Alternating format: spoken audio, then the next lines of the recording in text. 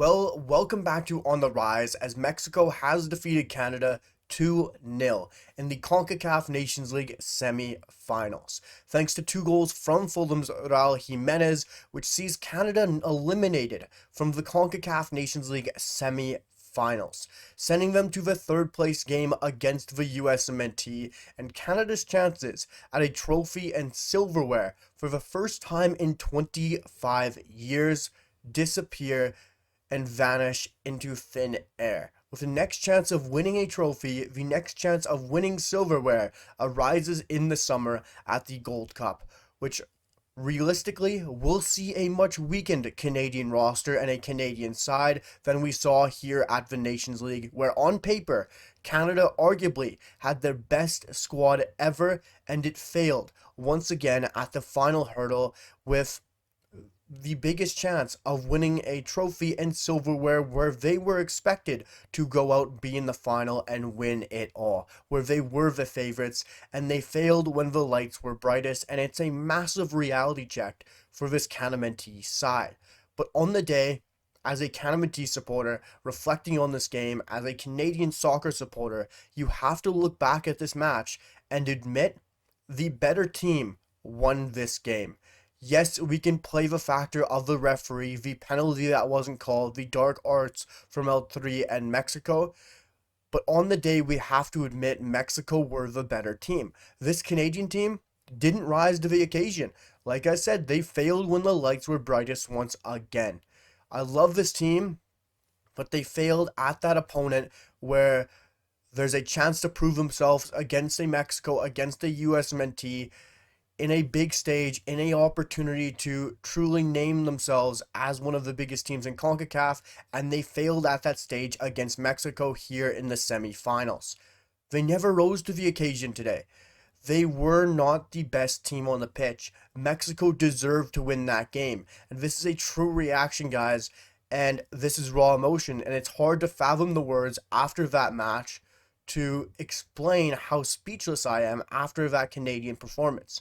Because when you reflect back on that match, Mexico were clinical and they took the chances they were given. They had a few clear-cut chances. Raul Jimenez took the one and scored a brilliant free kick. When you reflect on the chances Canada had, there were none. There were very few and far between and no clear-cut chances. And that is a big problem with this CanMNT side. When you look back at this game, how many clear-cut chances did Canada create for their number nines? Zero. The only chance Jonathan David truly had in this game was an early on in the match, which was a cutback chance. Yes, he skied it over the net. Yes, it should have been on target. And no, it was not a clear-cut chance. And the only chance Kyle Larin had throughout the 90 was a deflected chance from a Mexican defender that looped over the Mexican goalkeeper onto the roof of the net.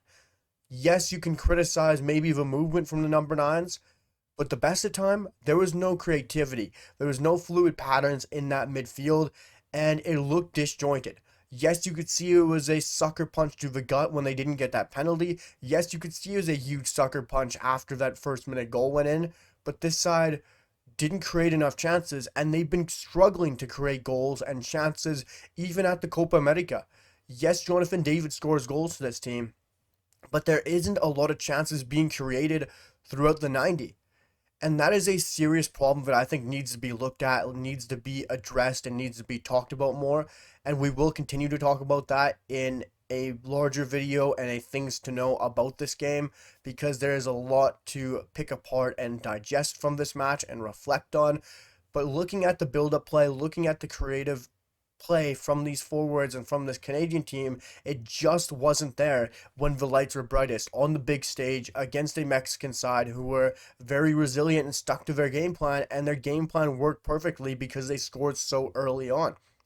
And yes, I know a lot of people will criticize Jesse Marsch on his formation selection as well as who he started in the personnel, but as much as I want to criticize Jesse Marsch for going out and selecting Jonathan Osorio to play on the wing, I don't think you can at all, for so many reasons. When Canada gets scored on very early on in the first minute, we don't get to see Jesse Marsch's game plan. We don't get to see his tactical idea that he wanted to implement against Mexico.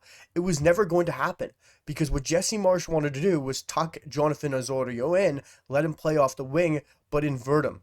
Tuck him in as a third midfielder, compact the midfield, don't let Mexico get a lot of the ball, and control the game.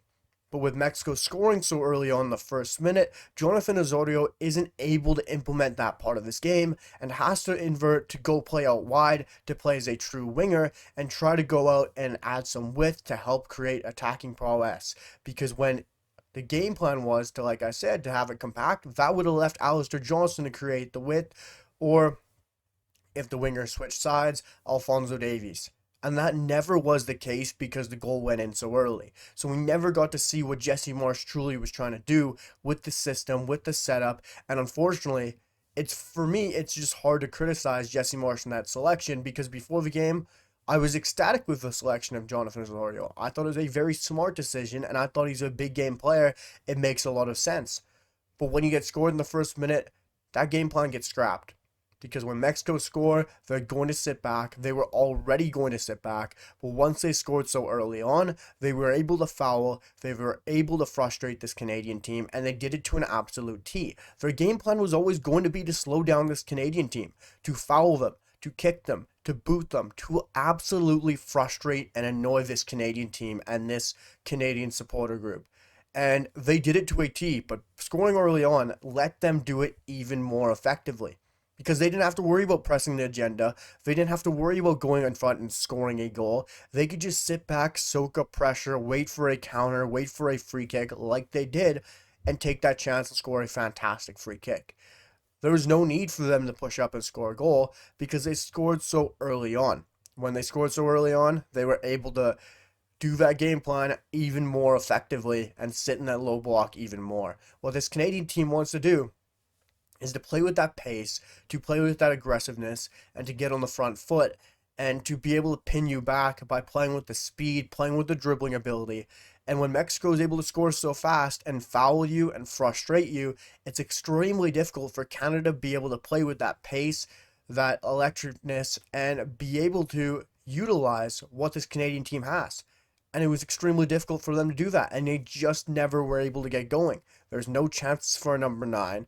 Our midfield looked disjointed at the best of times. And unfortunately, one thing we have to talk about is our captain. One thing we haven't had to talk about in a long time is Alphonso Davies. One thing that was eliminated when Jesse Marsch came in was hero ball. Under John Herdman, when Canada would go behind, Alphonso Davies would root back to hero ball. If you're a casual, if you're new to the channel, if you're new to Canadian soccer, hero ball is trying to do it on your own, trying to do everything you can on your own and be selfishness. And Alphonso Davies being the star of this team, being the one who is the face figure of his team, being the captain, he tried to do it all on his own once again and play hero ball. We haven't seen this since John Herdman's era. Jesse Marsch has completely eliminated it ever since we've gotten this new era of a team.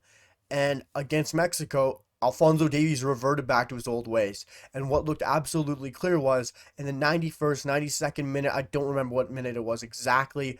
I was going through a lot of thoughts in my brain after that game, guys. Emotions are high.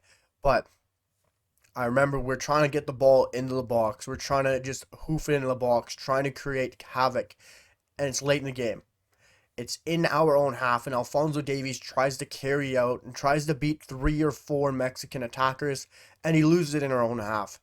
You can't be doing that. You recycle it to Dane St. Clair, you boot the ball up the ball, and try to create something. You can't be dribbling it up on your own, in your own half, in your own 35 yards, and try to create something. It was getting ridiculous what Alphonso Davies was doing at certain points in that game, and he absolutely reverted back to his old ways, and that has to be nipped in the butt against the USMNT in the third place game. And set pieces was another critical thing you have to look at from this game. Set pieces were atrocious. The build-up play, the chances weren't there at all. They couldn't rise to the occasion. Alphonso Davies was a big problem yesterday. And it's all got to be addressed, looked into, and Alphonso Davies has to look back at himself as a captain and pick himself up. I personally don't know how big the third place game is. Yes, you can talk about Canada, USMNT, the rivalry between Canada and USA. It's not the final. Personally, I feel like it is still a must win game. They have to pick themselves back up. It's still prep for the World Cup. But for me, it's a third place game. I don't know how much I can personally get up for a third place game. It's a kick in the gut after reacting to that game, guys. And maybe come tomorrow, I'll settle with my thoughts and I'll be more excited for a USMNT, CanMNT third place game and try to be up for it more. But it is very hard for myself to get up for a third place game when this Canadian side has their best squad ever, has their best chance to ever win a trophy, and they fail again when the lights are brightest, and in a huge chance to prove themselves against one of the region's best and put themselves up in that true CONCACAF King conversation and give themselves another reality check. But like I said, guys, at the top of the video, the better team won. And I will stand by that. I will admit that, as hard as it is, Mexico deserved to win. L3 deserved to win. They scored, they played to their tactics, they stuck by their principles. We all knew they were going to do that. And they won. Fair play to Mexico. Fair play to Raul Jimenez. He's had an incredible comeback ever since that injury. Absolutely love Raul Jimenez as a number 9. Always has. He's a great player. And L3 deserved to win that game. And I wholeheartedly admit that. But Canada just didn't rise to the occasion. The lights were too bright. And unfortunately, are set for a third place game against the USMNT. And I'm sorry if I haven't been overly enthusiastic for this video, guys, but the absolute wind has been knocked out of me after watching that game. I'm absolutely speechless, and it's been hard to fathom the words to react to that game just an hour after witnessing it. It's very ridiculous to say that we're in the third place game, but we have to admit we weren't the better team on the day.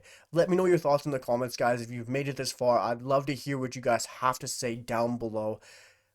The interaction would be very great to hear what everyone has to say about that game, your thoughts about that game, if you would have changed the lineup, your opinions on Jesse Marsh, your opinions on the team, if they've changed after that game, how you feel about the third place game. Let me know it all in the comments down below. Smash that like, it really helps the video as well as the channel. And hit that sub button, guys. Let's keep moving to 600 subscribers because the support has absolutely been incredible and I really appreciate everyone. And we're just going to continue to give you guys the best CanMNT support and channel and content possible. See you guys for the next one. Peace.